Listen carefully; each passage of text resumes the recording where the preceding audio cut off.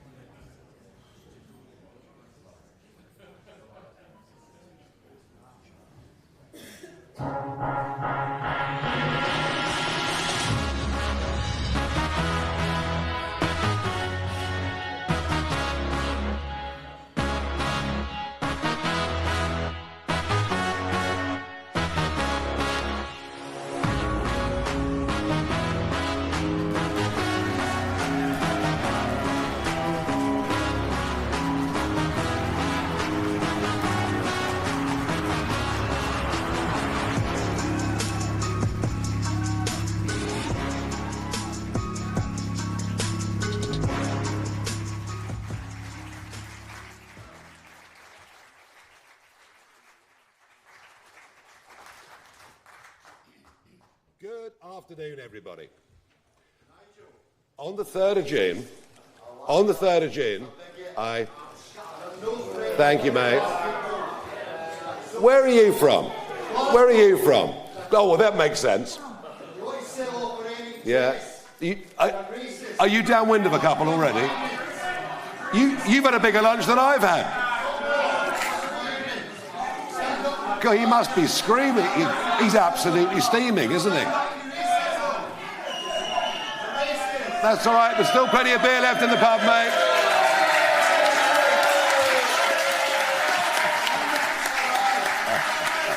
Have a lovely day.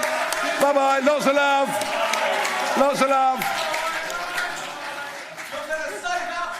As I was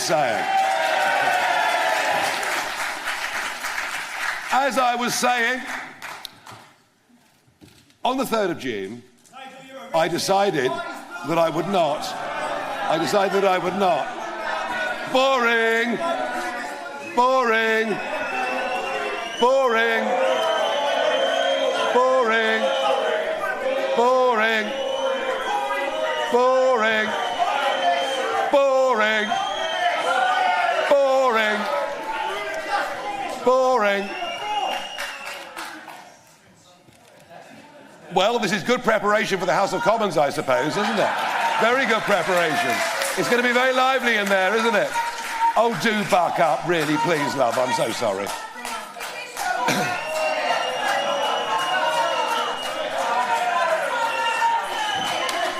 Well, I'm enjoying this.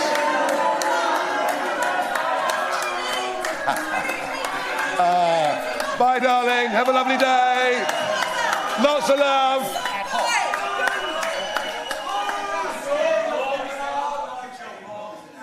Any more for any more? Actually, yes.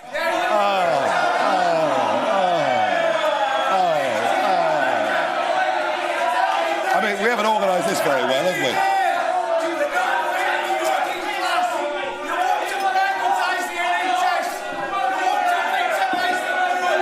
You're very angry.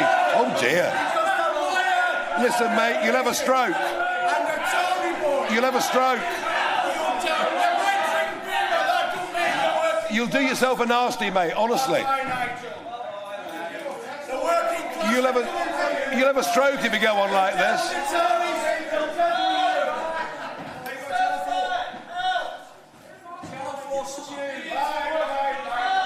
Yeah. Well, we'll find out later whether they're actors and whether they worked in conjunction with Channel 4.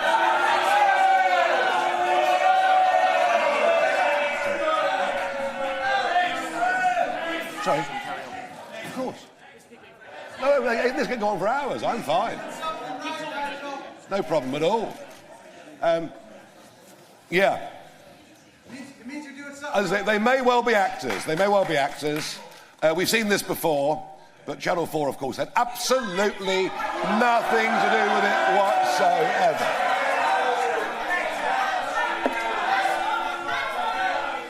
Oh, the anger. Well, at least they're showing their anger in public. The political establishment are in fear in private as to what happened last night with those results in the elections. And I said on the 3rd of June, when I decided to come out of retirement and get back involved in frontline politics, that I had two very clear objectives. The first was for us to get millions of votes. The second was to establish a bridgehead in Parliament. And you can see there are four of us up here now as we bite our nails with what is going on in Basildon and Thurrock right now, where our candidate, James McMurdoch, on the first count was ahead by 120 votes. On the second count was ahead again, and there is a full recount taking place as I speak.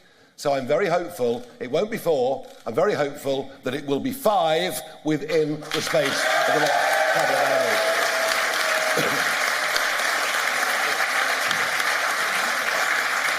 Now,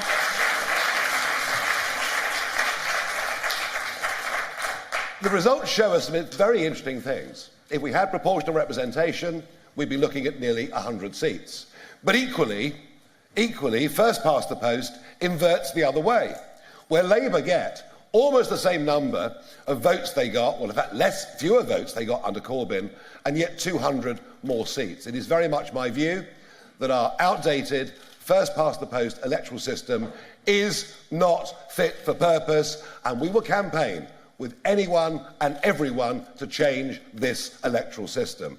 That certainly we'll be doing, and we'll make those arguments in Parliament as quickly as we can. The results show there is absolutely no enthusiasm for Starmer's Labour whatsoever. And it was interesting to watch Starmer speak outside number 10, his first Prime Ministerial address, having been to see the King. And you know, in the course of that speech, he looked down at his notes over 150 times. Once every 2.8 seconds. Now, I don't think these people with me need a script because they know what they believe in.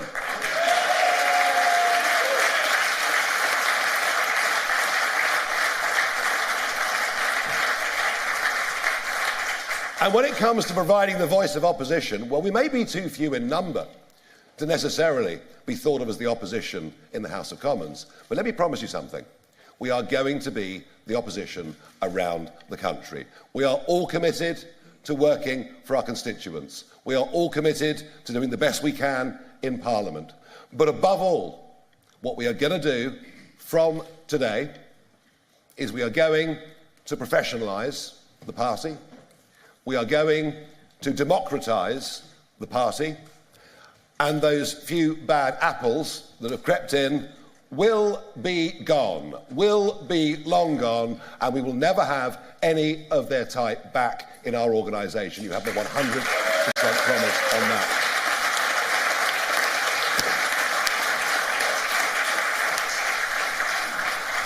What is remarkable is the energy and enthusiasm of those that have come to us over the course of the last few weeks. They were voting with passion.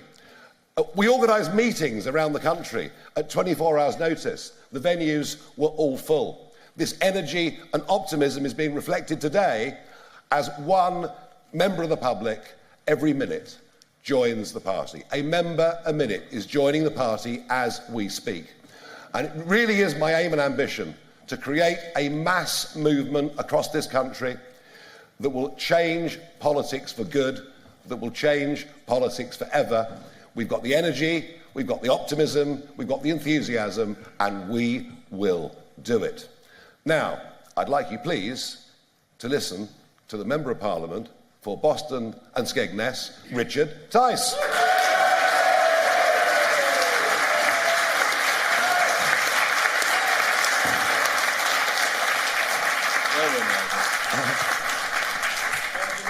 Thank you, Nigel. On behalf of my constituents,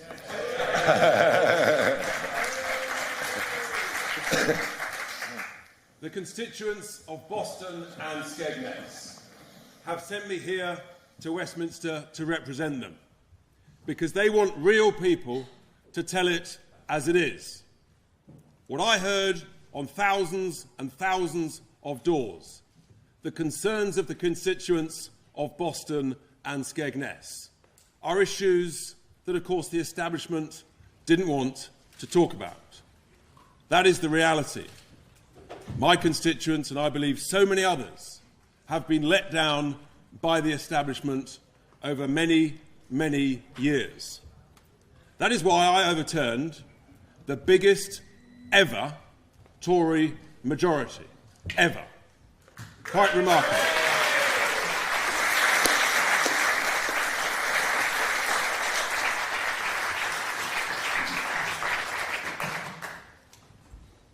My constituents want an MP standing here in Westminster, shouting from the rooftops, a national voice representing their concerns. And the truth is, that they feel poorer. That is the reality. Wages have been suppressed, and the quality of life, contrary to what has been promised, has reduced. The access to healthcare is worse. People feel less secure on their streets. They're wondering, how did this happen? That's why I have been sent to Parliament, and my pledge to my constituencies, whatever the issue, we will stand up, we will debate it, we will talk about it, we won't be too afraid about it. I'll just give you one example. When net zero was signed through Westminster in 90 minutes without a debate in 2019, no cost, did anyone say that it would require hundreds and hundreds and hundreds of massive pylons to sear through the countryside of Boston and Skegness, ruining their constituency? No one mentioned that. What we're about is the truth, telling it as it is. So my pledge to everybody in Boston and Skegness, whether you voted for me or did not, I will stand up for you, I will represent you in Parliament and in your constituency, and we at Reform UK, we will make a difference, we will change politics for good. Thank you very much.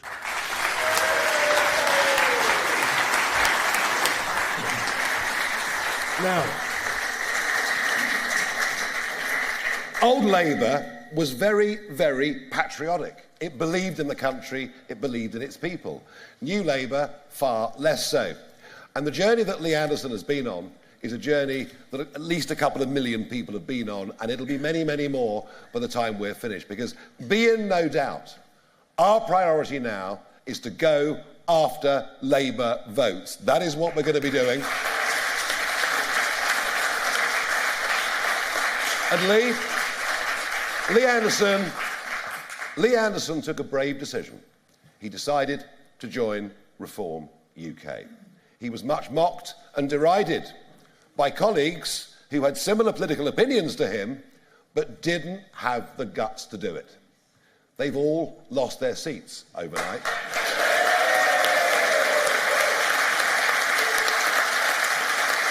So,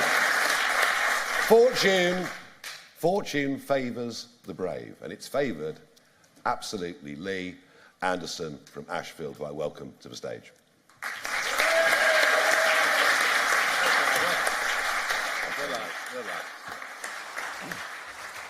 Thank you, Reformers. It's great to be here. Look, I live in a place called Ashfield, and I've said many, many times over the past few weeks that Ashfield is the capital of common sense in this country. Because politics should not be so difficult. It's not rocket science. You know, most politicians over in that place, they go home each weekend and speak to their constituents and tell them what they should be thinking and what they should be doing. They've got it the wrong way round. What we should do as MPs to represent our constituents is to go home each weekend, listen to people in the pubs, listen to people in the streets, listen to people at our surgeries, and then go back to Parliament the following week and ask the same questions that they're asking in the pubs, in the streets, in the shops, in the supermarkets. It's that simple. And just a few years ago, I was one of those people like you out here, looking at the TV, looking at the green benches, screaming at the TV, saying, what the hell are you playing at? Get Brexit done. Sort yourselves out. Listen to us. And they just don't listen. But you know what? These people listen here. Nigel listens, Richard listens, and Rupert listens. And when we go to that place next week, I can't wait to get on them green benches with this lot. These are a force. Yeah, I can't wait.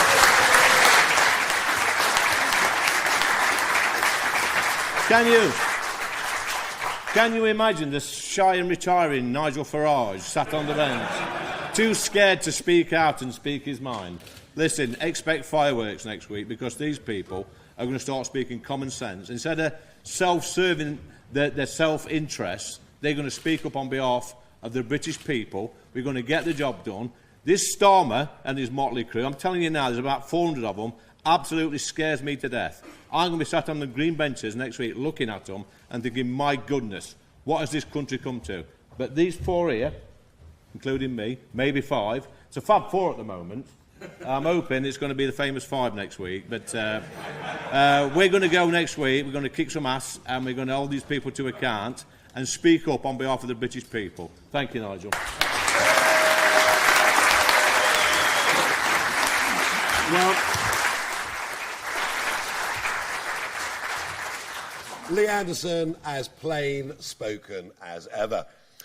Now, I went to Great Yarmouth during the election campaign where Rupert Lowe was standing for us, and I could tell that the revolt was in full swing. From a complete standing start, Rupert Lowe has managed to win the Great Yarmouth constituency. Interestingly, he was, in times gone past, chairman of Southampton Football Club, which has a very famous supporter called Rishi Sunak. Funny how things work out. Rupert, please come to the stage.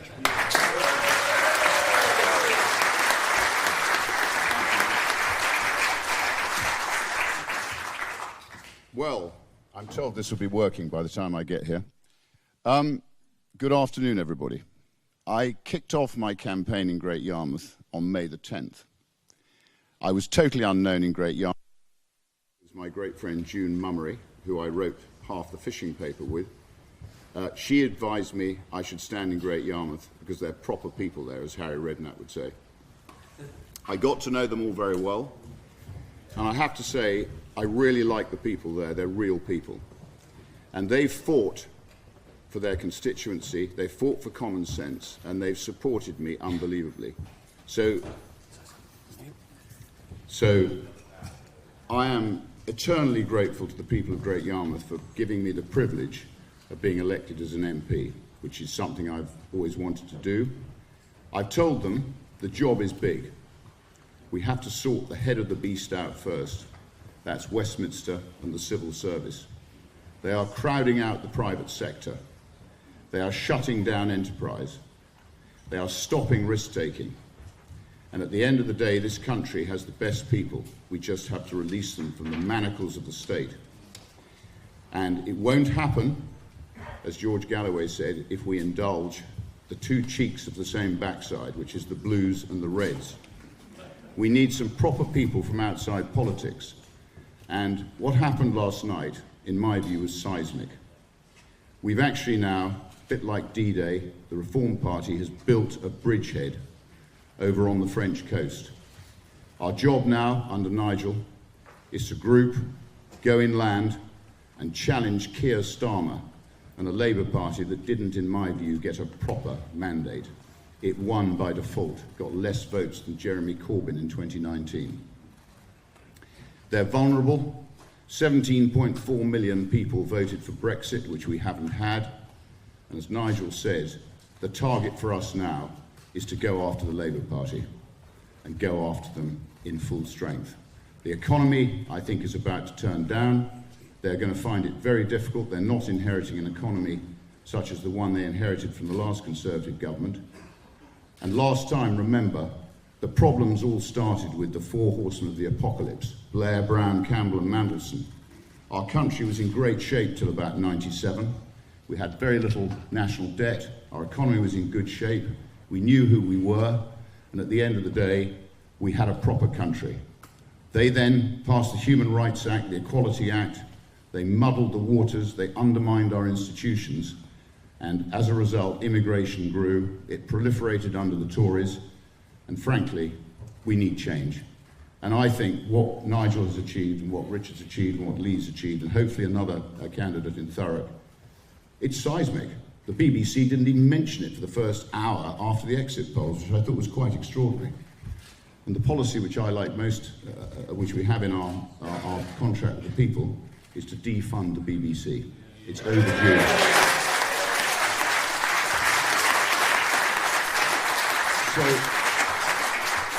So I want to thank two people, Alistair Harrison and Liam Porter, who helped me tremendously in Great Yarmouth. We fought the people's fight, and the people of Yarmouth said enough is enough. They want their country back, they want their constituency back, and they want some common sense back. And I look forward to trying my very best to deliver all those. Thank you.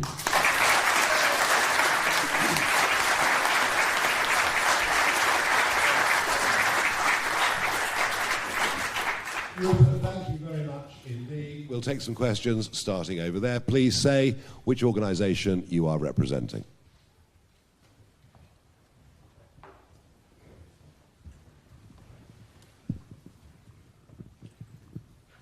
Fred Dimbleby, ITV News. Mr Farage, you had, to put it lightly, some problems with your candidates during this election. Racist, homophobic, offensive comments. You said that you inherited them. Do you then blame Mr Tice, sitting next to you, who was in charge of the party when they were selected?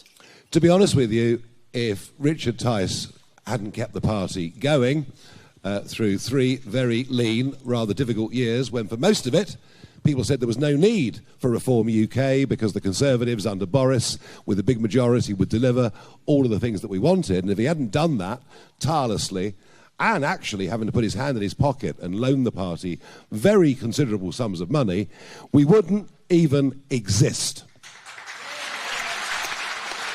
Now, the truth of this election is we weren't ready for it. We weren't ready for it by a long chalk. We decided to give it the best shot. There was a Charlie call put out for candidates. Anybody, please help us fill the list of candidates. There was always great risk with that, which is why we paid a man called Colin Bloom, a man who's worked in Number 10 for many years, but runs an outfit called vetting.com. It's why we paid him £144,000 to vet our candidates. He did not do so. He has not returned the money, and we will be launching criminal legal action against him on Monday. It is awful. You know, I had to fight these accusations as UKIP leader for years, and you know what? I made it clear that UKIP would be a non-racist, non-sectarian party, and in the end it was. And we'll jolly well make sure, starting today, that we do not want people with desperately unpleasant views. We will not tolerate people with these views. They will be gone, and we'll have the funding after this. We'll have the support coming in to be able to absolutely professionalise the party. This will never happen again.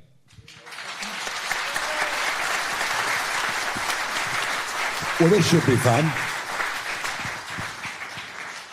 This should be entertaining. Cathy Newman from Channel 4 News. Woo. Stitch up merchants, go on. Mr Farage, do you still want to be Prime Minister in 2029, and do you think you're on the way? And if a Tory leader was to invite you back into the Conservative Party, would you go? Suella Braverman says she's up for it. Well, Suella Braverman won't be leader of the Conservative Party because she won't make the last 2, and of that I'm pretty certain. Frankly, let the Conservative Party tear themselves apart as they're going to in opposition, and actually, strangely, as they've been doing in government for the last 4 years. We don't want to intrude into their private grief. We want to get on with what we've got to do. And we have a huge job. We have a huge job. You know, literally, we don't even have a branch structure around the country. We've got so much to do, all of us, over the course of the next few months. We're going to focus on what we're doing. We're going to focus on going after the Labour vote. We're going to focus on vetting candidates for the English County Council elections that come up next year, so we know what we're about. Oh, look, I said that this was going to be the first step on a very, very big journey. That this was as Richard and I discussed at the very beginning, this was a 5-year plan. It is a 5-year plan. I believe with structure, funding, professionalism, we can be in a very, very serious position to contest the 2029 general election. And if I'm still leader of it, fine. But I suspect by then, somebody younger and better looking would have come along. And when they do, I'll recognise it. But I will go on leading this. I will go on charging from the front until such a time that somebody else comes along. Thank you.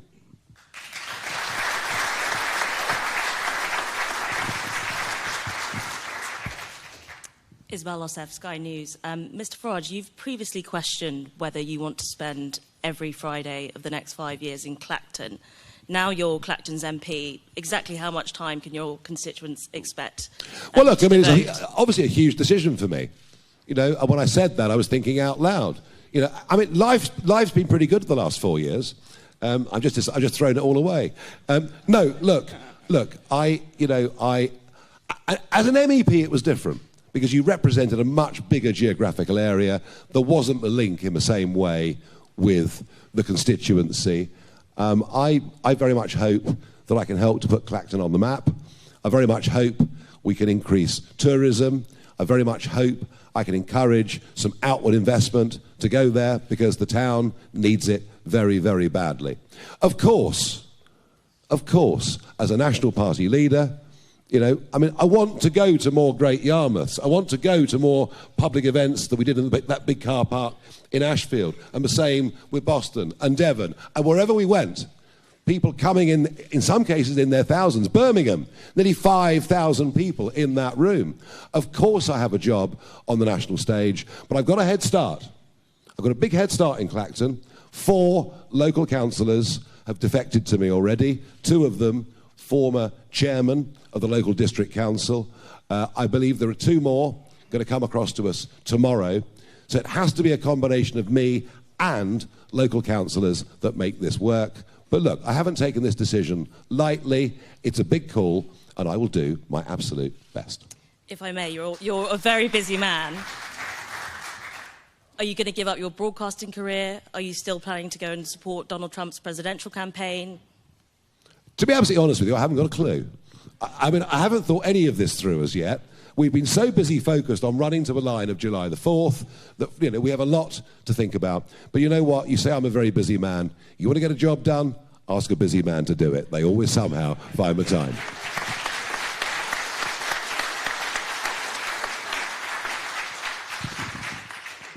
Hi, Alicia Fitzgerald, Times Radio. You keep saying you're going to vet your candidates properly now that you have time and when you have the resources to do so.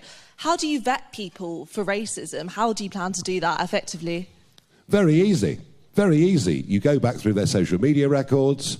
You obviously do police checks and things like that. No, it's not difficult to do it. And the message has to be clear and simple. You know, we don't want anyone like that involved with us. Indeed, you know, I mean, the racism problem in the Labour Party was enormous.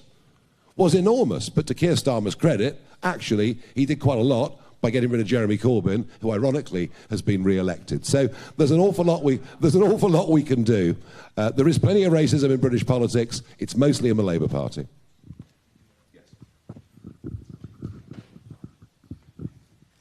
Katie Harris from the Daily Express. Reform came second in 98 constituencies.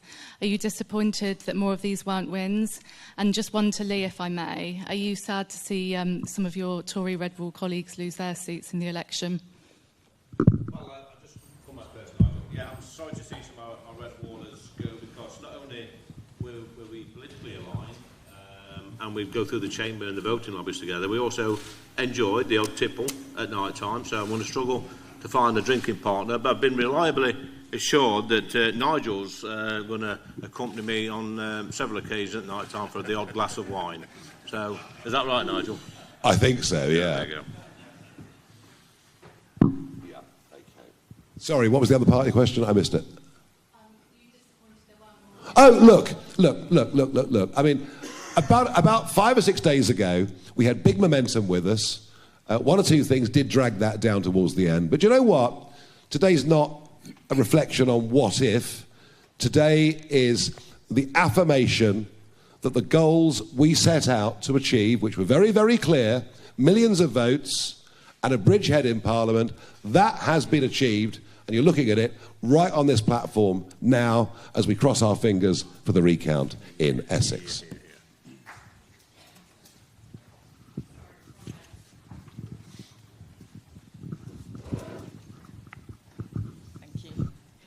Thank you. Olivia Utley, GB News. The Tories lost 250 seats. In 166 of those seats, the reform vote was bigger than the Tory majority. Are you responsible for the fact that we now have a Prime Minister who would like to see illegal immigrants given asylum? Well, we've just got rid of a Prime Minister who let 50,000 illegal immigrants cross the English Channel. They've come at double the pace that they came during Boris Johnson's time. The truth is, the Conservatives sunk themselves by betraying the 2019 vote. It's just as simple as that.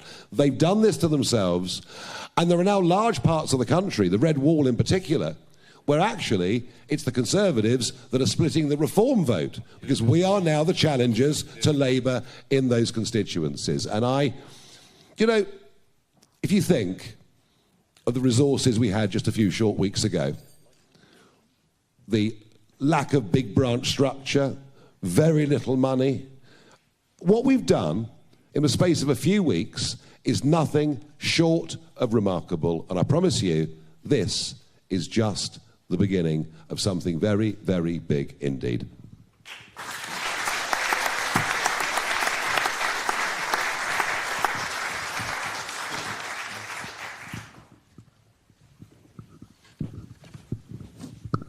Thank you. Sophie Huskisson from the Daily Mirror. So Reform got 4, maybe 5 seats and 4.1 million votes. Tories may have lost a lot of seats, but they still got 121 seats and 6.8 million votes. Would you now admit, despite having previously declared yourself as so, that you're not in fact the leader of the opposition? I said, if you listened to me a moment ago, that we will be the leading opposition voice in the country, and that is why we're going to take this all around the country with public events. We've got, as we speak, a member a minute joining the party. Opposition isn't just what happens in the House of Commons. Opposition is what happens out there in the country. And I'm familiar with this because we only got a referendum on our membership of the European Union because a big grassroots lobbying operation across the country with UKIP and others involved succeeded in forcing the Prime Minister into it. And just watch us. Just watch us. Right, a couple more. Gwen, just hand it round.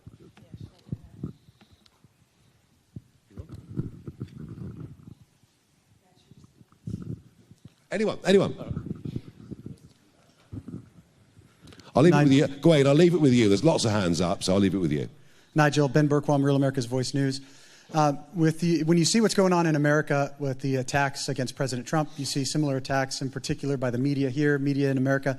What would you say the biggest threat to Western democracy is right now, both in England and in America? And how important is this bridgehead that you guys have established here in helping defeat that? Oh, the bridgehead, I think, is very important. I mean, to break through, and you know this from America, try and win seats in the House of Reps if you're running not as a Democrat or a Republican. And you would say to me, well, it's virtually impossible. Well, that's pretty much what we've managed to achieve overnight here in this country. Look, the threats to democracy are many, but in particular, it is the closing down of free speech.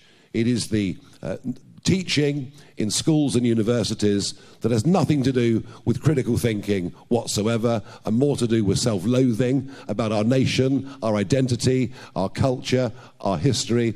And to be honest with you, I don't really blame the hard left for this. I blame conservative cowardice. In this country over the last 14 years, the needle has moved sharply to the left on every single social and economic issue. Conservative cowardice actually is what has allowed the extremists on the left to bully us. And we are going to determinedly stand up, say what we think, because we believe in free speech.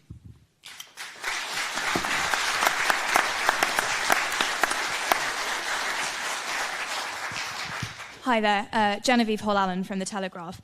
You speak about having achieved this bridgehead in Parliament, but with more than 400 Labour MPs, what can the four of you really achieve in the Commons?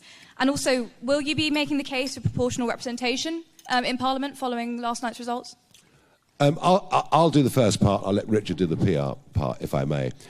On the 10th of June, 1999, 3 of us were elected into a parliament of over 750 MEPs. We were elected for UKIP. And everyone said, what on earth can 3 of you do in a great big place like that when they're all against you? And they were. And you know something?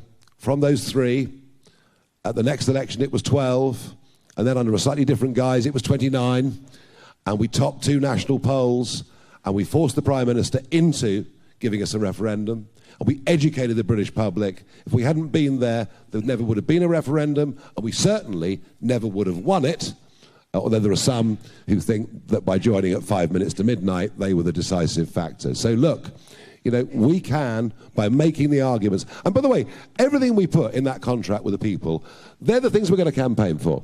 All right? An education system that teaches youngsters balance. Fight to get the level at which people start paying tax up to £20,000 a year to try and help those on benefits that are trapped by the 16-hour-a-week working rule. So we know what we're about, and that's the opposition that we're going to provide. And we'll give that voice in the House of Commons, but it's what we can do, mobilising millions in the country, that perhaps will be even more significant.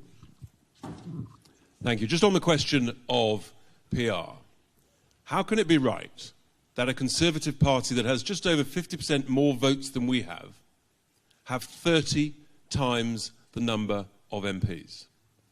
How can it be right that the now ruling Labour Party, they've got just over double the number of votes that we have, and they've got some 100 times the number of MPs? This is a flawed democratic system, and I think that people will be looking at these results and saying this is not a real, genuine, fair democracy. And I think that the people will demand, absolutely demand, real change. We quite like referendum. We've got quite a good track record. And I'm absolutely convinced if there was a referendum this weekend on PR, we'd win it hands down. No ifs, no buts.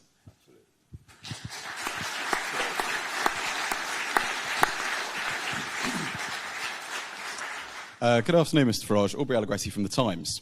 You talked about wanting to democratise reform. How are you going to do that? Are you going to allow members to vote in leadership elections in the future? You talked about that, and passing policy. And also, obviously, you sort of enjoy being a disruptor and taking on the establishment. You are entering Westminster. How are you going to sort of shake it up from the inside? You've talked about the electoral system, but are you going to participate naturally as an MP, or do you imagine that you want to change some of the systems in Westminster itself? Well, whether we'll have the power to change the systems, I don't know. And of course, I'm going to be a complete, along with 3 of the 4 here, a complete new boy next Tuesday when we turn up. So yeah, look, disruptor. We use that word in a negative context, but actually disruptor can be a very positive context because it sparks a very, very different debate. But we're not going into, not going in to behave terribly or anything like that, but certainly going in to challenge conventions, and certainly going in believing that the broad church that is the Conservative Party, that currently has no religion, simply won't be able to provide any sort of challenge at all. And we may be few in number, but we're absolutely united in what we believe in and what we stand for. Thank you. Oh, yeah, look, we already have a constitution, and this is going to get put fully to the conference. It's going to be voted on. There is already a mechanism there that would allow the leader to be challenged.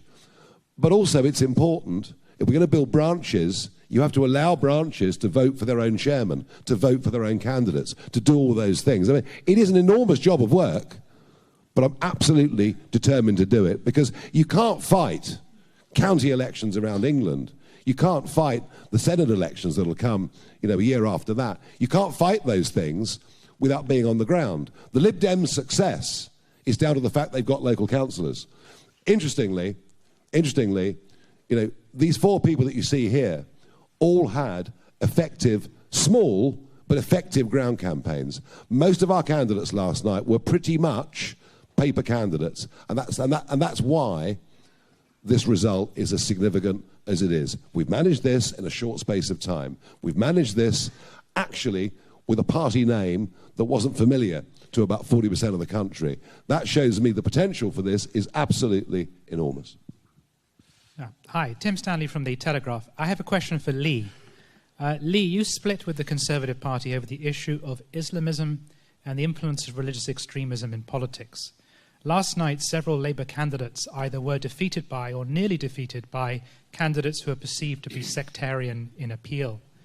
Do you feel vindicated today by what happened last night?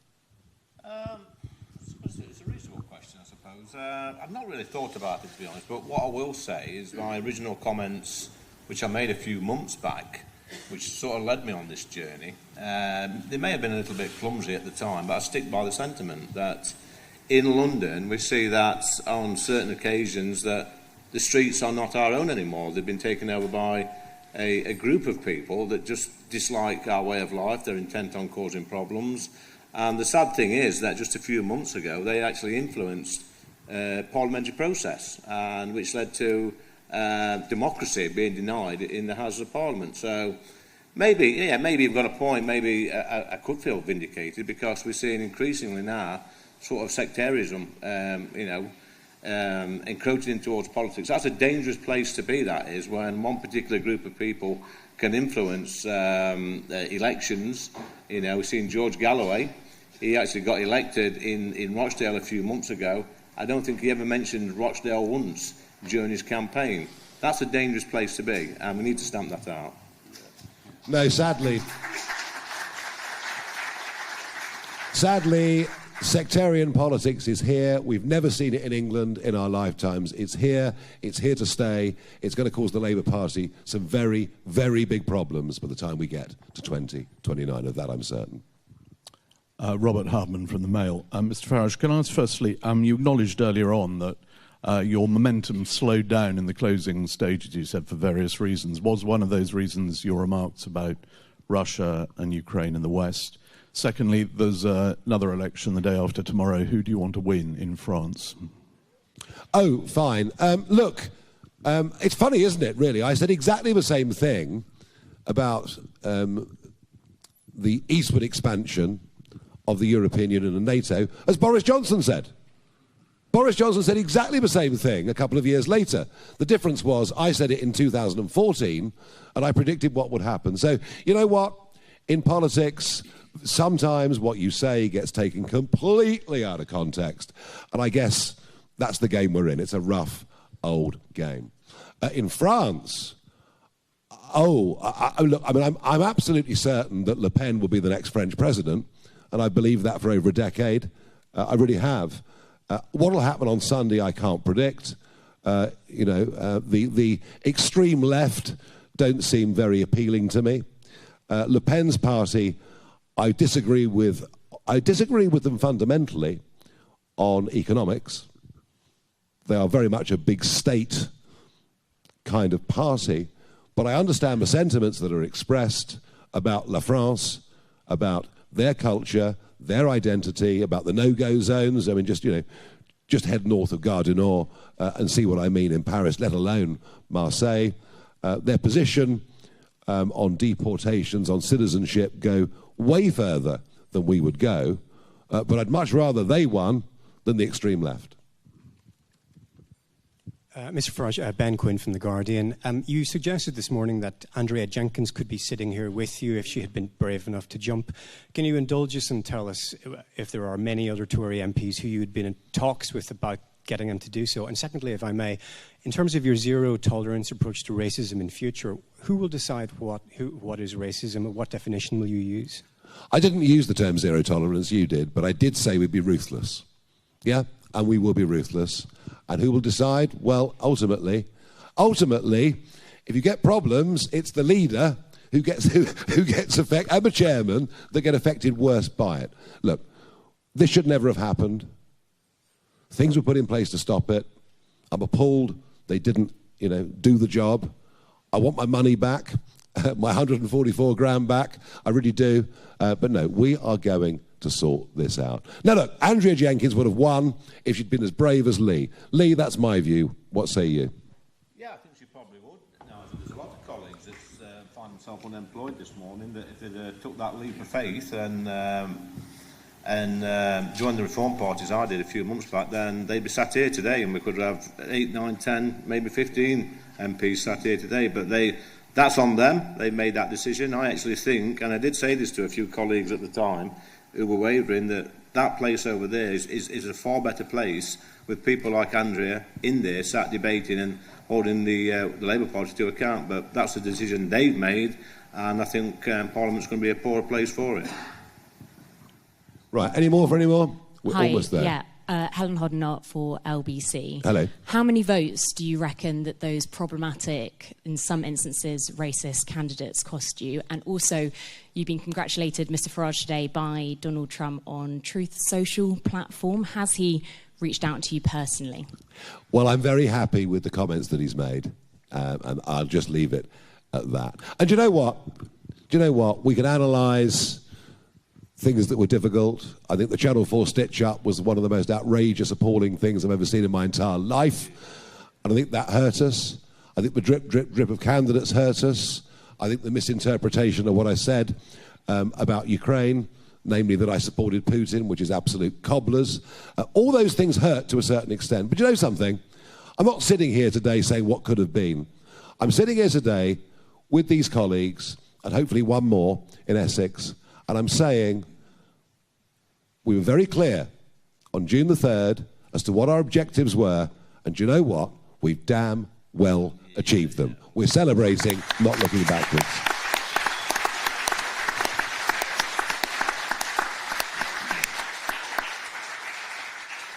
Hello, I'm Cathy Gingell, the Conservative woman, and the first person, I think, to congratulate you at this press conference.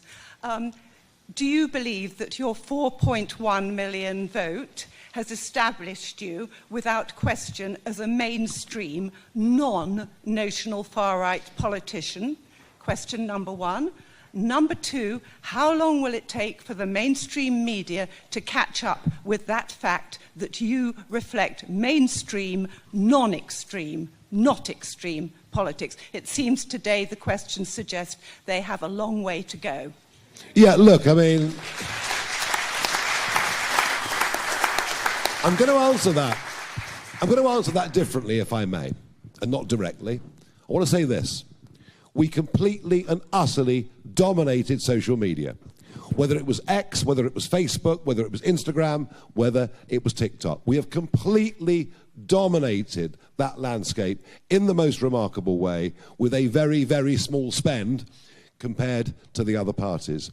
And I tell you something, the enthusiasm for what we stand for that is now growing rapidly amongst Gen Z is unlike anything I've ever seen before with the Brexit Party or with UKIP. Something is happening out there. Something remarkable is happening out there with this younger generation, and that, I think, points the way to what this party is going to be capable of doing over the next 6 months, over the next 5 years. Something is happening out there. So you know what? If mainstream media sneers at us, they sneer at us. But something through social media is happening. And I don't think it yet quite converted into votes, because a lot of them are 17, and a lot of them haven't got into the habit of voting, and many simply weren't registered. But there's something remarkable happening there. Right, ladies and gentlemen, thank you very much indeed. We're done.